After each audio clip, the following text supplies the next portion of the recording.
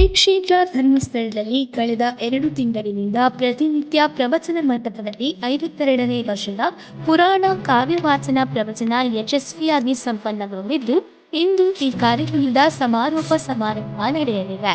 2 ತಿಂಗಳಿನಿಂದ ಪ್ರವಚನ ನೀಡಿದ ಎಲ್ಲಾ ವಿದ್ವಾಂಸರಿಗೆ ಪೂಜ್ಯ ಹೆಗ್ಗಡೆಯವರಿಂದ ಗೌರವಾರ್ಪಣೆ ನಡೆಯಲಿದೆ. ವಾಸ್ತವವಾಗಿ ಮನೆಯಲ್ಲಿ ಮಕ್ಕಳಿಗೆ ಅಪ್ಪ ಅಮ್ಮನಿಗಿಂತಲೂ ಬಹಳ ಪ್ರೀತಿಯ ವ್ಯಕ್ತಿಗಳು ಯಾರು ಕೇಳಿದ್ರೆ ಅಜ್ಜ ಅಜ್ಜಿ. ಅಂತಹ ಅಜ್ಜಿಯನ್ನು ಇವರು ನೋಡೇ ಇಲ್ಲ, ಯಾಕಂದ್ರೆ ಇವರೆಲ್ಲ ದಿಗ್ವಿಜಯದ ಕಾಲದಲ್ಲಿ ಹುಟ್ಟಿದವರು. ಅವರೆಲ್ಲ ಅಜ್ಜಿಯನ್ನು ನೋಡ್ತಾರೆ, ಎಲ್ರಿಗೂ ಬಹಳ ಸಂಭ್ರಮ, ಅಜ್ಜಿಯನ್ನು ನೋಡೋದೇ ಒಂದು ಸಂಭ್ರಮ. ಹಾಗೆ ಸಂಭ್ರಮದಿಂದ ಅವರೆಲ್ಲ ಕೂತಿದ್ದಾರೆ.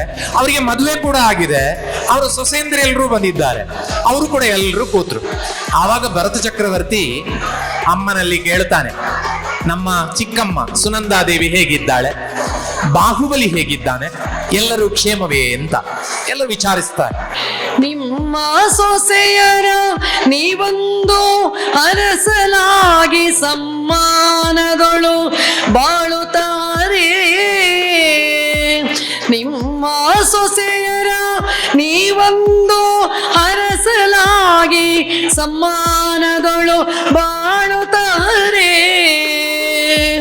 ನಮ್ಮ ಸೊಸೆಯರವರನ್ನು ನೋಡಿ ಹರಸಬೇಕಮ್ಮಾಜಿ ಎಂದನು ಅರ್ತಿಯೋಳು. ನಮ್ಮ ಸೊಸೆಯರಿವರನ್ನು ನೋಡಿ ಹರಸಬೇಕಮ್ಮಾಜಿ ಎಂದನು ಅರ್ತಿಯೋಳು. ಸತ್ಯ, ಸ್ಪಷ್ಟ, ನೇರ ಸುದ್ದಿಯೊಂದಿಗೆ ಯು ಪ್ಲಸ್ ಟಿವಿ. ಇದು ಹೊಸತನದ ಸಂಕಲನ.